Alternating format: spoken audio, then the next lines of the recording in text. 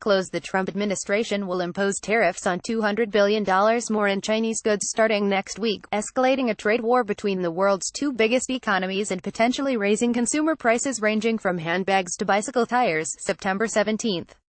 APDETROIT, new tariffs imposed by President Donald Trump on all parts from China will hit carmaker profits, cut sales and threaten to start a downward cycle in the critical industry, analysts unanimously agree. In addition, if you're in the market for a new car, you probably should head to a dealership soon, because prices will be going up.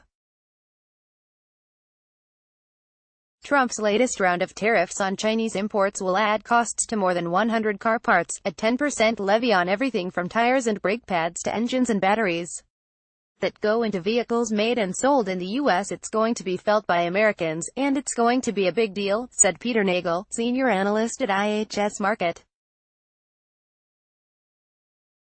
Tariffs are taxes on consumption. Eventually costs will be passed down to the consumer. This will drive vehicle costs higher. It also includes a lot of body shop equipment. More, U.S. slaps tariffs on another $200 billion in Chinese goods as trade tensions escalate. More tariffs on imported cars, parts could harm U.S. economy and auto industry. Experts warn Trump has campaigned on trade issues, saying new deals are needed with China and other partners, and he has imposed tariffs when talks go slowly. He escalated a trade war between the two largest economies on the globe with the announcement on Monday of $200 billion in new tariffs. A 10% tax on thousands of imports from China takes effect on Sept. 24, rising to 25% on Jan. 1. China hit back on Tuesday, levying tariffs on $60 billion in U.S. products. Analysts said it is unclear how much car prices will go up in order to absorb the costs of a trade war, but everyone agrees that prices must go up, and that parts from China are critical to the auto industry.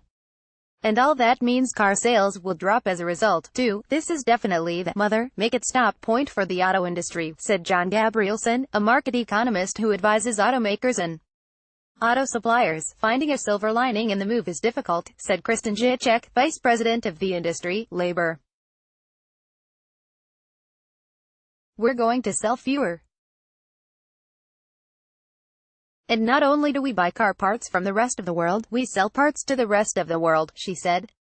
It's all going to cost more. It starts a downward cycle that isn't good. China can wait us out, she said. For the car industry, this means a lot of efficiency they've gained from building up the global supply chain is lost. Tariff rises in 2019. A 10% tariff will be applied to the U.S. this month. That will increase to 25% on Chinese goods starting January 1, Gabrielson said. That's just for parts, not the full cost of a vehicle. Automakers didn't comment on how they plan to absorb the costs associated with the policy change. We are reviewing the list, said Ford spokeswoman Kristen Tinsworth-Baker.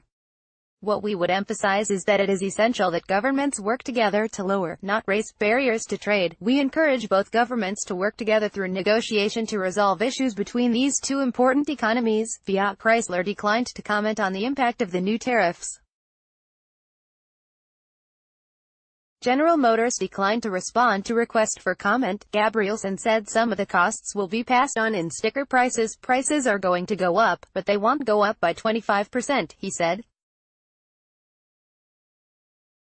Vehicle sales already are in slow decline.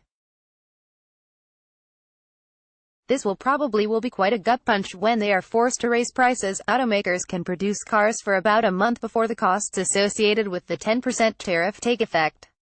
By February, people will feel it, Gabrielson said.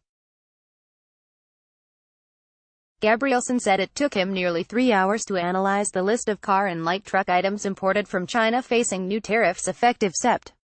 24. It covers literally everything that goes into the construction of an automobile, from the smallest components and material inputs like the cords and tires and shafts and gears and bearings all the way up to completed engines and in some cases chassis with engines mounted, he said.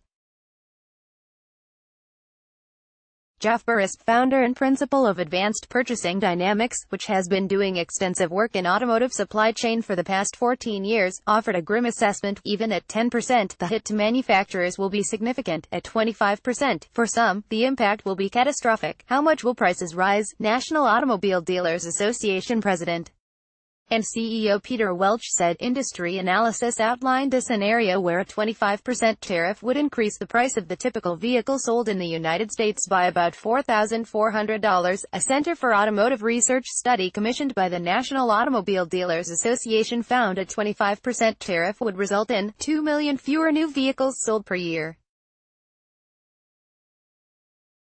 Total U.S. employment losses of nearly 714,700, and GDP losses of $59.2 billion. A loss of 117,500 of 1.1 million U.S.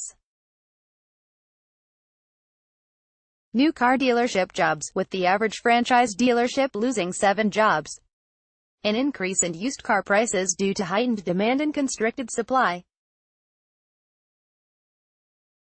Increases in the cost of vehicle maintenance and repair due to higher automotive parts prices, so even holding on to an existing vehicle will become more expensive. Welch urged leaders in Washington to exercise caution and emphasized that new tariffs would reduce consumer choice, increase the cost of used vehicles and raise the cost of getting vehicles serviced and repaired. NADA recognizes the importance to the United States of leveling the trade playing field, eliminating unfair trade practices, and keeping America's automotive industry strong, he said. But a 25% tariff applied to all imports would hurt auto manufacturers, dealers, consumers and the economy as a whole.